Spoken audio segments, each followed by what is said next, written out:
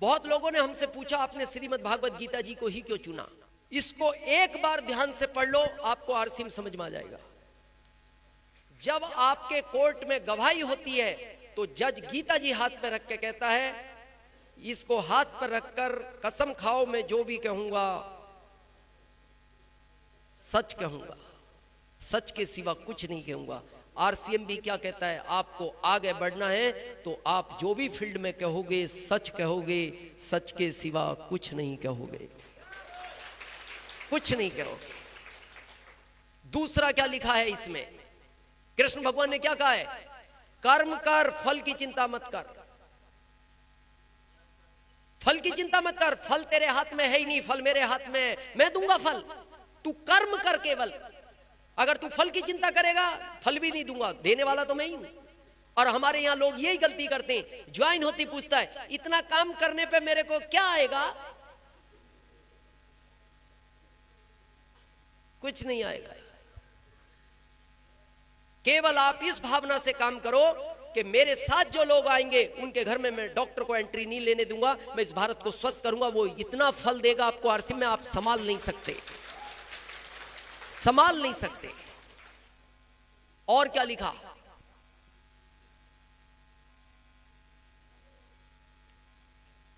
इस पे एक फोटो है, कभी आपने देखी हो और आपको पता भी होगा।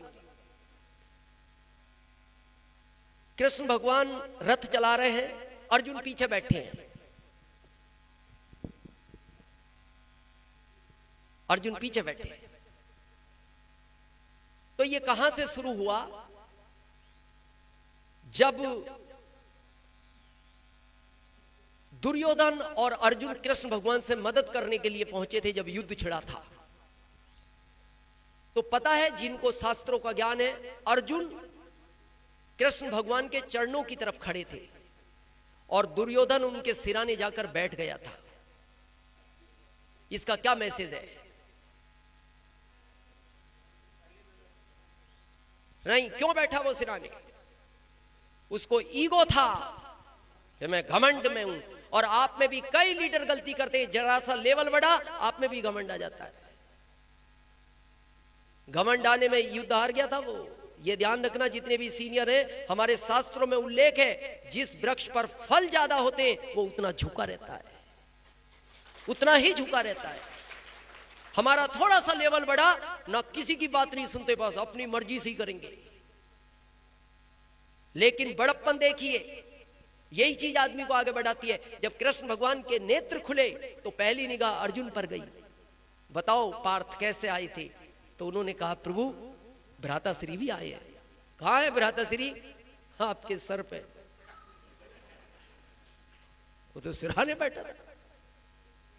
तो कृष्ण भगवान ने कहा दुर्योधन, पार्थ अधिकार तुम्हारा है नहीं वैसे, क्योंकि मेरी निगाह तुम पर नहीं गई, गई तो अर्जुन पर है। अर्जुन तुम पहले मांगो। तब भी अर्जुन ने कहा नहीं प्रभु, भ्राताश्री बड़े हैं, आप इनको पहले दे दो।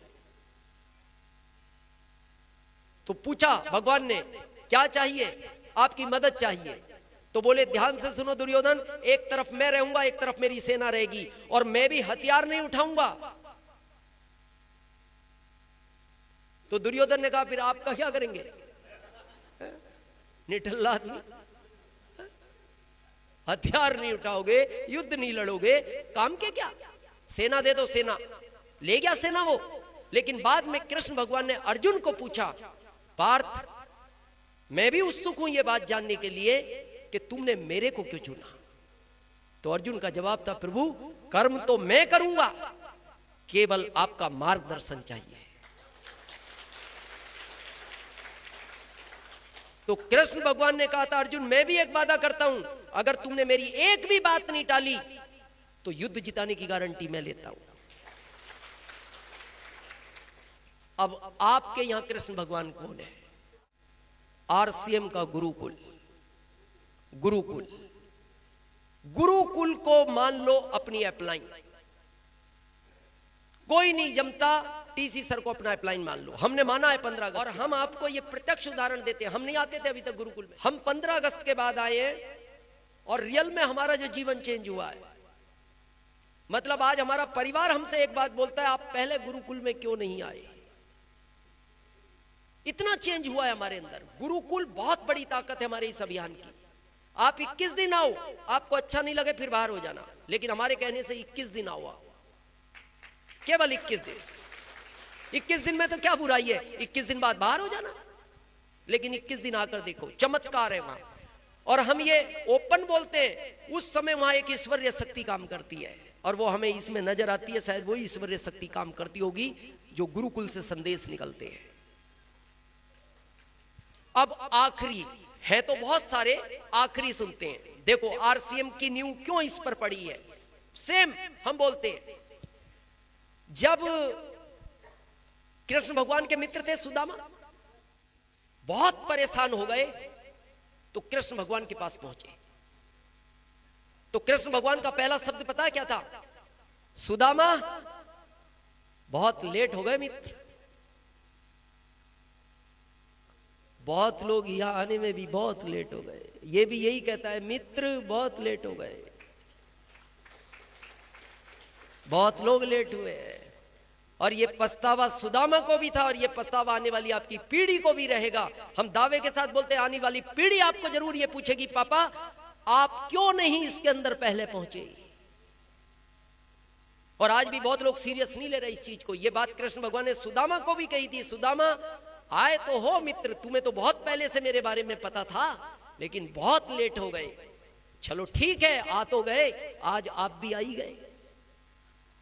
अब हो गए तो हो गए। तो पूछा, बताओ क्यों आए हो? परिवार में सब अच्छे हैं? जैसे हमसे कोई रिश्तेदार मिलता है, दोस्त मिलता है, पूछते हैं ना, परिवार में सब अच्छे हैं, बच्चे अच्छे हैं, और माता पिता पत्नी। तो जैसे ही उन्होंने पूछा पत्नी सुशीला कैसी है, सुदामा जी रो पड़े उस समय। बोले, प्रभु हाल अच्छे नहीं है, खाने के लिए अन्न नहीं है, और रहने के लिए छत नहीं है। बोले, फिर भी इतना लेट हो गए सुदामा? हाँ प्रभु, गलती हो गई मेरे से, अब परेशान मत हो। इतना अन्न होगा, तुम्हारी 7 पीढ़ियों में कोई भूखा नहीं सोएगा। यही आरसीएम बोलता है, यही तो आरसीएम बोलता है। एक बार आओ, आपकी 7 पीढ़ियों में कोई गरीब बच्चा जन्म नहीं लेगा। दूसरा कहा, छत नहीं है, तो विश्वकर्मा जी को आदेश दिया, विश्वकर्मा जाओ और सुशीला का ऐसा महल बनाओ जो दुनिया में किसी का ना हो, दुनिया में किसी का ना हो।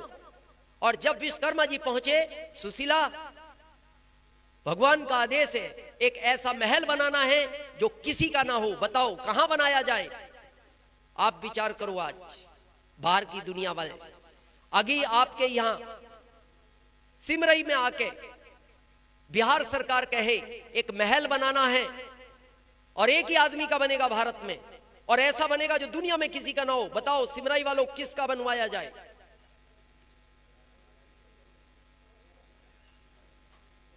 क्या लगता है? हाँ, लड़ाई कर लेगा, मेरा बनाओ।